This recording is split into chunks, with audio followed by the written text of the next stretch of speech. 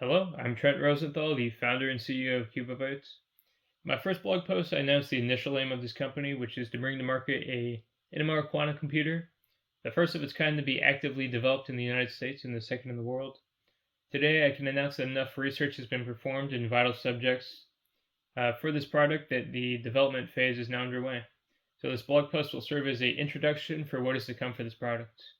The interface, at least for the prototyping phase, will be the 7-inch Raspberry Pi Touch Display 2. This will be accompanied with a Raspberry Pi 5, which is a excellent and reliable choice to compactly give this product the single board computer that it needs to provide a nice user environment, while also allowing for the use of general purpose input and output pins.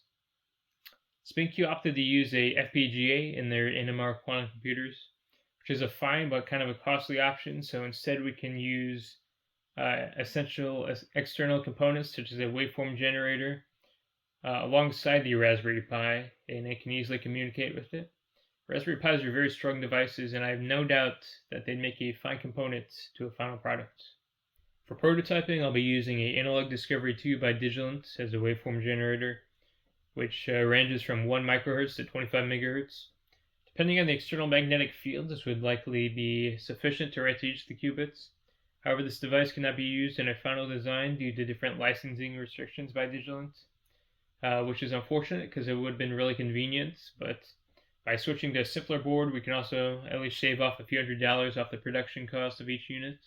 The software will initially be written in Python with the tkinter package, but if Python's not sufficient to provide frequent enough commands, because these qubits, you have to write to them really fast, within microseconds in some cases. If this is not sufficient, then we're going to have to explore other options, I guess. As for the physical design, the Qubibyte Quadra will contain a sample that will be placed between magnets, which will be at least a few hundred millitesla of magnetic flux density.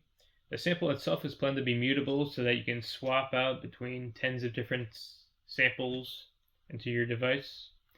Depending on the sample, a user could expect between 1 and 4 usable qubits.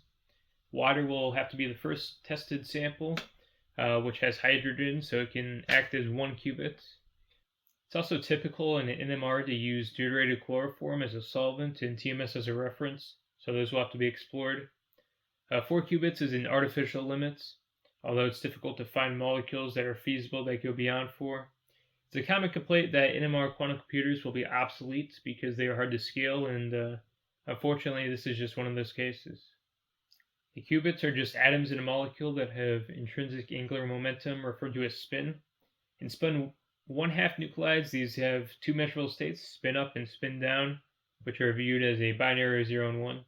Until a measurement is performed through free induction decay into the transceiver coil, a qubit can be in a superposition of spin up and spin down, which can have different quantum gates applied to it to affect these probabilities. In NMR quantum computing, this is done by applying a pulse that matches the Larmor frequency of that qubit. That is the frequency that the nuclide is processing at in its given external magnetic field.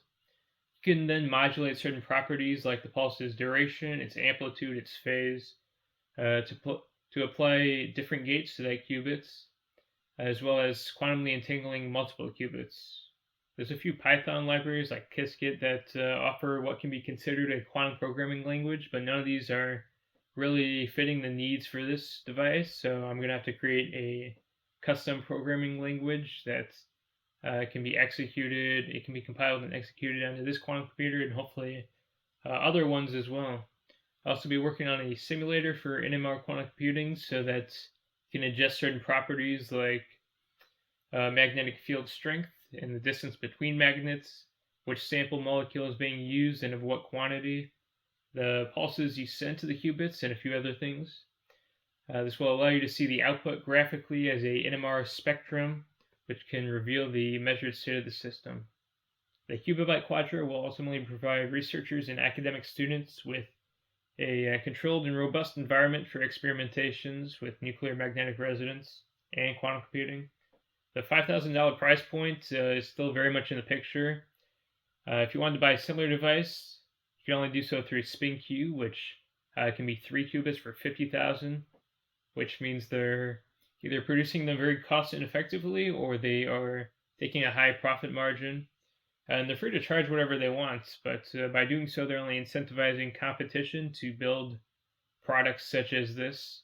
In an industry that has massive potential, it's very essential that products like this are developed and cheaply available for academia. If it scales well, we can have accessible commercial quantum computers at a room temperature. This only gets expedited through tons of research, which happens much slower when there's only one option and it's expensive. So I see this as a necessary process to advance this industry, and I hope to deliver a great product.